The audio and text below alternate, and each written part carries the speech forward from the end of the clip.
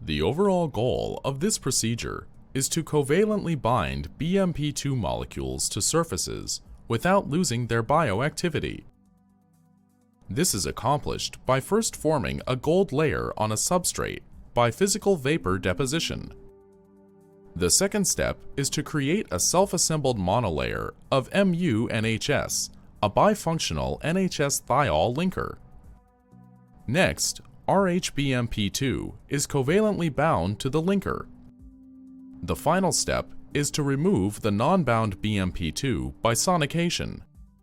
Ultimately, an antibody binding assay is used to show the successful binding of BMP-2 onto the surfaces, and the biological activity of surface-bound BMP-2 is determined in cells by analyzing SMAD158 phosphorylation.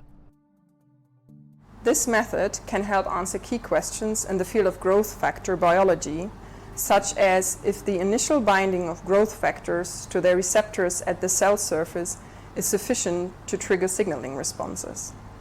Demonstrating the procedure will be two members of my laboratory, Theresa Pohl and Elisabeth Schwab.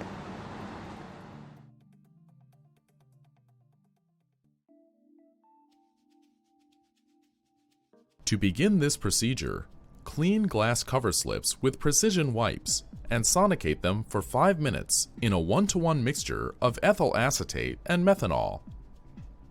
After sonication, rinse the substrates with methanol and dry them under nitrogen flow. Place the clean substrates in a sputter coating device and evacuate the chamber. Remove the uppermost chromium oxide layer from the chromium target by